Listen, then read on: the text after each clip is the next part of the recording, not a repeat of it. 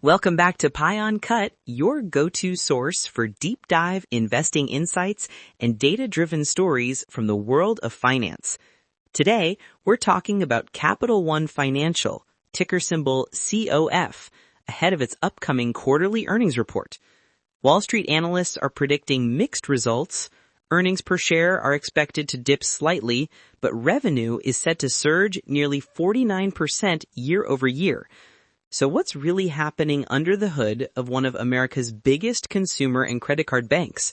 Let's unpack the key data, what it signals about the broader economy, and whether investors should pay attention before the results drop. Setting the stage, the big picture. Capital One is often seen as a bellwether for consumer credit health in America. It's not just a credit card issuer. It's a hybrid bank that operates across consumer banking, commercial banking, and credit cards, both domestic and international. For the upcoming quarter, analysts expect earnings per share, $4.23, down 6.2% from a year ago. Revenue, $14.9 billion, up a massive 48.8% year over year. That's an intriguing combination. Falling earnings, but skyrocketing revenue. Why? Because rising funding costs, higher loss provisions, and spending on technology and marketing are eating into profits even as card balances and interest income expand. It's the same story we've seen across much of the U.S. consumer finance space. Demand is high, but risk is rising too. Analyst Revisions. What Wall Street is signaling. One of the most important clues before earnings day isn't the number itself. It's the trend in analyst estimates. In the last 30 days, the consensus EPS estimate for Capital One was revised down by 2.2%. That may not sound like much, but it often signals that covering analysts, those who talk directly with management and track consumer data, are growing slightly more cautious. Historically, earnings estimate revisions tend to correlate with short-term stock price movement. In plain English, if analysts cut their forecasts going into earnings, there's often more downside pressure in the near term unless the company surprises big. So, this small revision matters. It shows investors are bracing for potential credit-related headwinds or margin pressure despite healthy top-line growth. Deep dive. Business segment breakdown. Let's break down the key business lines and what analysts expect for each. Commercial banking. Projected revenue, $1.02 billion. Year-over-year growth, plus 15%. Commercial loans continue to show moderate growth as small and mid-sized businesses draw down credit lines amid higher rates. Capital One's commercial arm remains a stable, less volatile contributor to earnings. Consumer banking. Projected revenue, $2.79 billion. Growth, 26.3% year over year. That's strong growth, showing that retail deposit and consumer lending activity remains robust, even with inflation squeezing disposable incomes. The company's push toward digital-only banking and improved mobile experiences is paying off here. Credit card. Domestic. Projected revenue, $10.66 billion. Growth, 55.1% year over year. This is where the real story lies. A 55% surge in domestic credit card revenue signals one thing.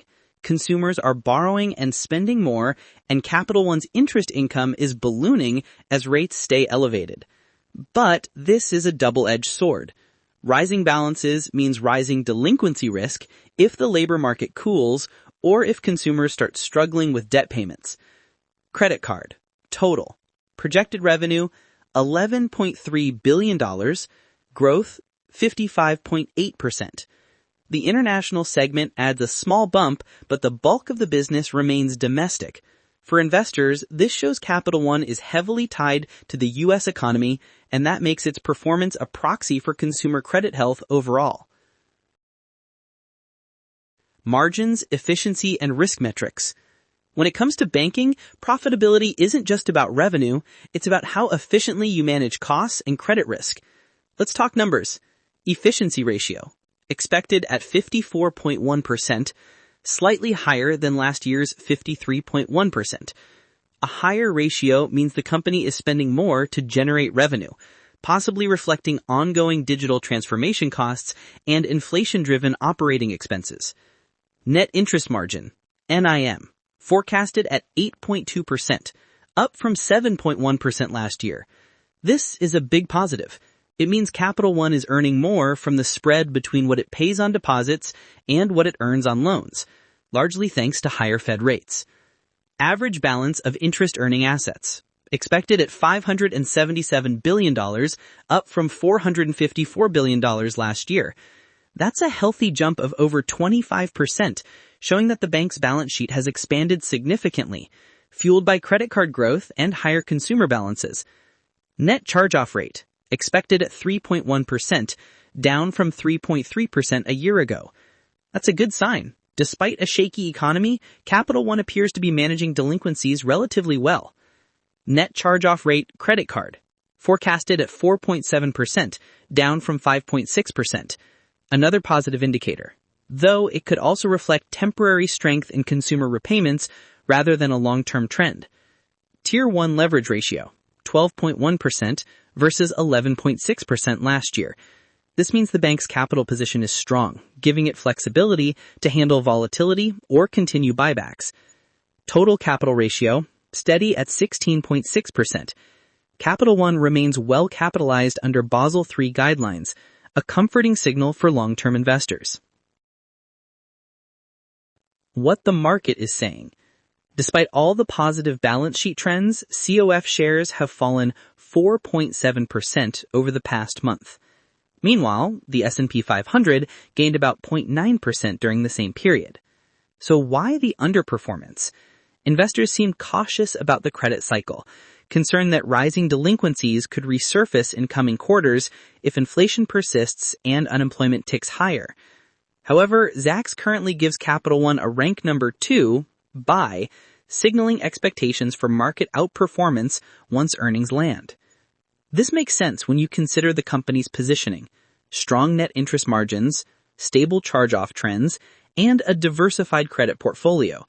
In other words, even if EPS dips this quarter, Capital One could still surprise on the upside, particularly if management guides confidently for 2025. The broader economic read-through. Capital One's earnings tell a bigger story about the American consumer. If credit card revenues are surging 50+%, it means consumers are still spending. If charge-offs remain contained, it means they're still paying their bills. And if margins are improving, it suggests the banking system, at least for now, is handling high rates without breaking. So as investors, we should watch not just Capital One's headline numbers, but also its tone on credit quality and delinquency trends during the earnings call.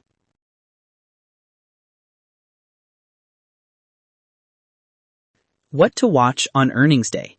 Here's what investors should listen for when the results drop. Guidance for net interest margin. Will it stay above 8%? Credit quality commentary. Are delinquencies creeping up? Expense management. Can they keep efficiency ratio near 54%? Loan growth outlook. Is balance sheet expansion sustainable? Capital return plans.